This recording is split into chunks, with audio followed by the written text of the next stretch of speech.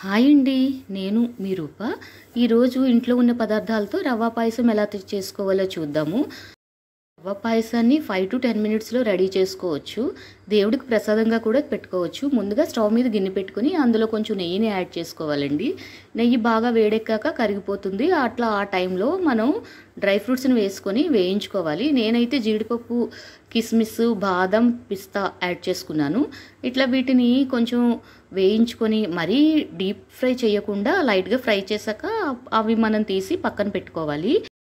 ఇలా నేను చెప్పిన విధంగా మీరు రవ్వ పాయసం తయారు చేసినట్లయితే చిన్నపిల్లలు, పెద్దవాళ్ళు అందరూ ఎంతో ఇష్టంగా తింటారు. ఇప్పుడు మనకి ఆ మిగిలిన నేతిలో మనం 1 కప్పు సూజీ రవ్వ, అదేనండి గోధుమ రవ్వని తీసుకొని వేయాలి. ఆ నేతిలో గోధుమ రవ్వని వేయించుకోవాలి.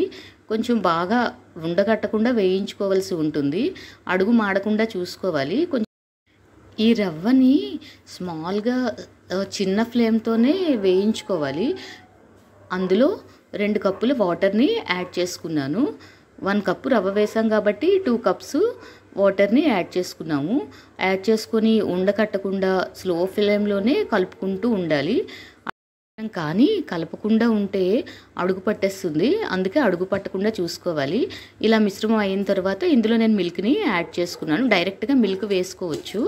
అట్లా మిల్క్‌ని యాడ్ చేసుకొని చూడండి, దీన్ని కలుపుతూ ఉండాలి. ఉండకట్టకుండా చూసుకోవాలి. మనం ఏం చేసినా ఉండకట్టకుండా చూసుకోవడం ఇంపార్టెంట్.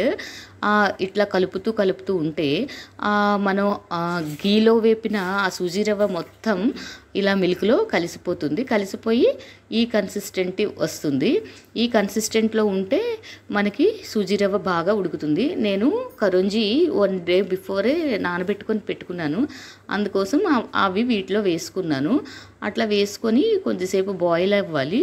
ఇట్లా బాయిల్ అయిన తర్వాత నేను 1 కప్పు షుగర్ని యాడ్ చేసుకున్నాను. షుగర్ని యాడ్ చేసుకొని కలుపుతూ ఉండాలి. కలుపుతూ ఉంటే షుగర్ వాటర్ అయిపోతుంది, పల్చగా తయారవుతుంది. అందులో నేను ఇలాచీ పౌడర్ వేసుకున్నాను. అలాగే ముందుగా మనం ఫ్రై చేసి పెట్టుకున్న డ్రై ఫ్రూట్స్ వేసుకున్నాను. ఇలా కలుపుతూ ఉండాలి. కన్సిస్టెంట్ వచ్చిన తర్వాత మనం స్టవ్ ఆఫ్ చేసేసుకొని మూత పెట్టేసుకోవడమే. ఇంకా టేస్టీ రవ్వ పాయసం రెడీ. ఆఫ్టర్ 5 మినిట్స్ మనం సర్వ్ చేసేసుకోవచ్చు. ఎవరైనా ఇష్టంగా తింటారు ఈ రవ్వ పాయసాన్ని. చూడండి ఎంత బాగా కనిపిస్తుందో. ఇలాంటి మరిన్ని వీడియోస్ కోసం లైక్, షేర్ అండ్ సబ్స్క్రైబ్.